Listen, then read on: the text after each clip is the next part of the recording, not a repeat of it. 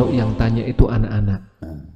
Jadi kalau anak kita tanya sama kita, Allah ada di mana, kan masih anak-anak itu. Itu cara kita menjawab yang pas itu gimana? Allah ada. Di mana itu bukan sifatnya makhluk. Jadi kita jangan tanya di mana, tapi Allah ada. Kalau Allah ada di satu tempat, berarti Allah butuh tempat, dan Allah tidak membutuhkan apapun. Allah ada. Itu aja jawabannya. Kita ahli sunnah seperti itu keyakinan kita sebabnya. Nah, jazakallah khair. Habib Hasan, ada yang mau ditambahkan, Habib? Saya masih belum pas ya, apakah jawaban itu membuat anak kita puas? Gitu. Apakah ada jawaban lain yang membuat anak kita puas? Karena masih anak-anak. Ketika dijawab Allah itu ada tapi tidak bertempat, apakah itu bisa dipahami oleh anak yang mungkin usia 12 tahun, 11 tahun? Kalau itu bisa dipahami ya alhamdulillah udah selesai. Kalau pertanyaan yang kedua tadi tentang kalau anak bertanya Rasulullah itu seperti apa? Seperti apa Rasulullah itu? Mirip bentuk Jamal gitu. La haula wala quwata illa billah. Enggak ada yang beriman ya Habib kalau kayak gitu. Jadi Rasulullah itu seperti apa itu? Dohirnya apa akhlaknya? Semuanya. Kalau anak-anak biasanya yang ditanyakan itu bentuk fisik. Bentuk fisik ya. Dan saya kira kalau ada anak kecil tanya begitu, itu juga satu indikasi kalau orang tuanya sudah berhasil menanamkan kecintaan kepada Rasulullah. Sehingga penasaran dengan sehingga wajahnya. Anak itu penasaran, Habib. Masya Allah. Nah, saya jadi teringat katanya Habib Zain bin Ibrahim bin Smith, beliau mengatakan takhayyalu fi dzatihi sallallahu alaihi wasallam. Jadi kita itu banyak-banyak sering berhayal kepada indahnya zatnya Nabi Muhammad SAW. Jadi kita mesti tahu bahwa Nabi SAW itu diberi dua kenikmatan, khuluqan wa khalqah. Khuluq yaitu keindahan akhlak, khalq keindahan parasnya.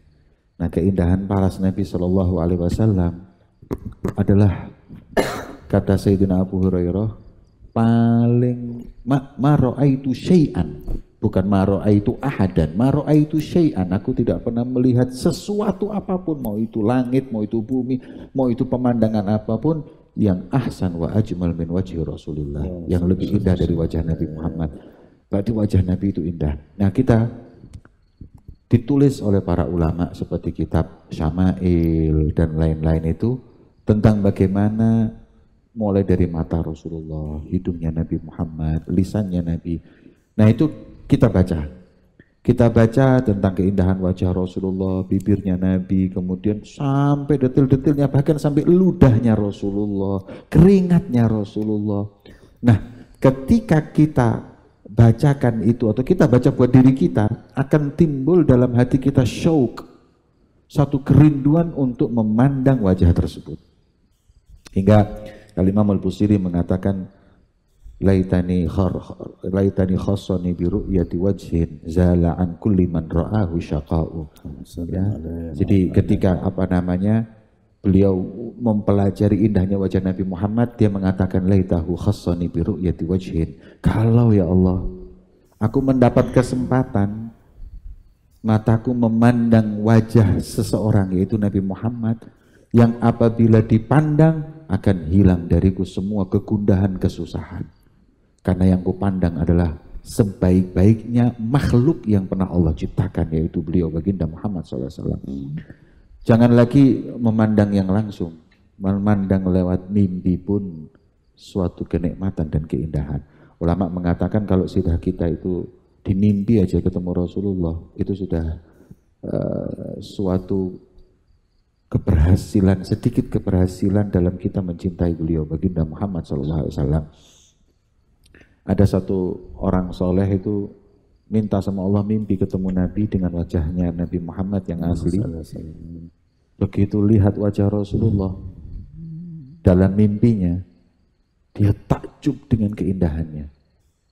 Ketika bangun tidur, dia mengubah satu syair yang mengatakan dalam syairnya, walakam zaroni fil karo fawadatna law qadaina hadhil hayatan niyama. Ya Allah, ala ingkah indahnya wajah yang aku lihat dalam mimpi. Kalau bisa ya Allah, aku habiskan umurku dalam tidur, karena di tidurku aku memandang Nabi Muhammad SAW. Ya, yang mimpi aja ketemu seperti itu, apalagi yang langsung bisa berjumpa beliau baginda Muhammad SAW. Makanya baca kitab Syama'il. Syama'il itu tentang keindahan Nabi Muhammad, akhlak beliau, paras beliau. Gak mungkin kita gak cinta.